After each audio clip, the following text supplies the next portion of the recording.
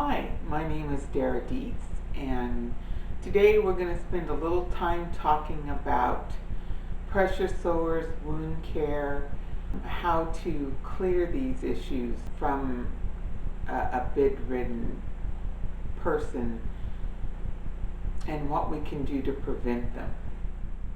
Bed sores are normally caused from pressure, lack of circulation to the skin when the patient remains in one area, in one position, so long that the skin begins to break down from lack of circulation and ulcers can form. Of course, the best preventative would be to keep the patient turned and moving. Every hour or so they need to be moved to a different position. Massaging the area they have been laying on for the last little bit is very good. When they turn off of a side, it's a good idea to go ahead and massage the area that they've been sitting on.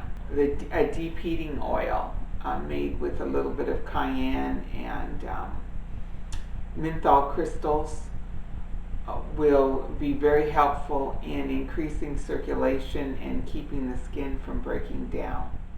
If the skin has broken down and there are sores that have formed, the first thing, the most important thing that needs to be done is making sure that the source, the area, is bacteria free.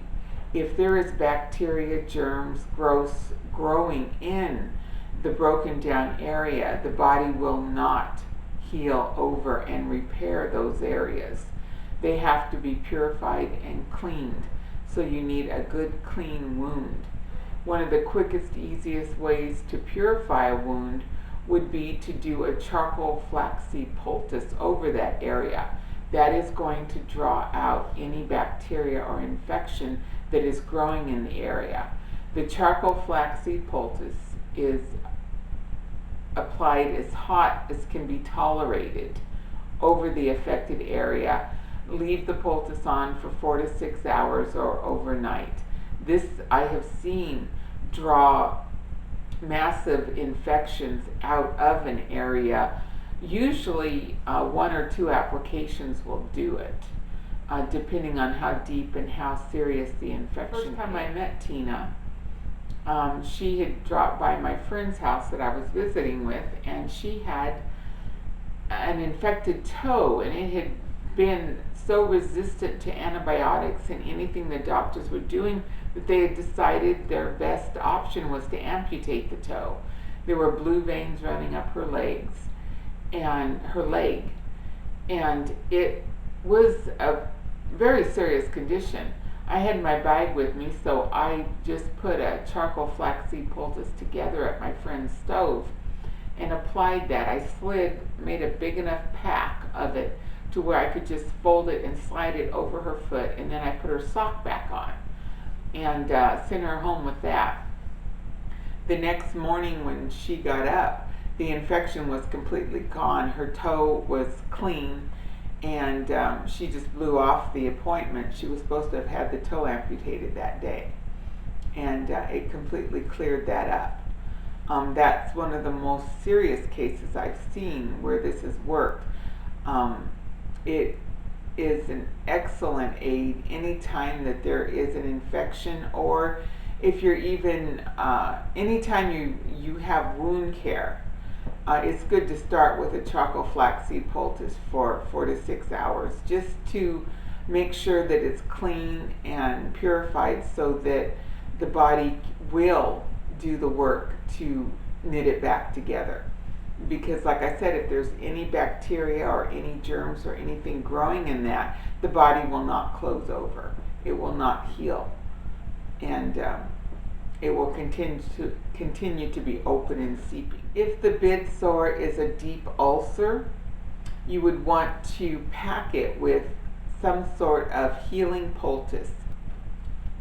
You would want to use a healing poultice in a wound that has been purified and cleaned. If it's a deep ulcer and it's been gouged out, then you would want to pack the healing poultice into that you make a paste out of it and you put it into the wound, it will harden in there and be absorbed into the body, where the nutrients in this herb mix will actually help regrow the flesh and the tissue.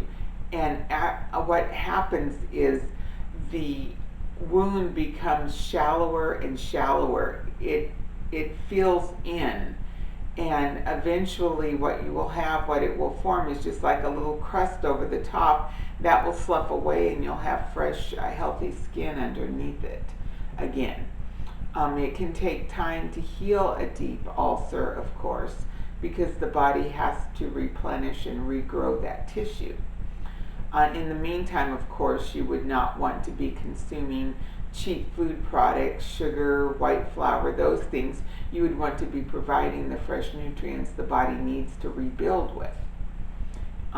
Using a formula such as bone, flesh, and cartilage with the comfrey and the other herbs in there to take and provide the nutrients to re-knit the body back together is always good when you're healing something like this. If the skin is just broken down and breaking down and you don't have a deep ulcer, you would want to start doing the preventatives of keeping the patient off that area as much as possible, and then massaging it using something like a deep tissue oil or the M&C salve, which both of them have cayenne in them, which is going to increase circulation to the area and help it knit and bring the fresh blood into that area so that it will knit up and strengthen the area. If it's just slightly broken down, sometimes the infection salve will be enough once you apply the circulation ointments, something to get the circulation moving better. So for bid sores, wound care, anything like that, the most important part is to get any bacteria, any impurities out of the wound itself, so then the body will be willing to knit it back together.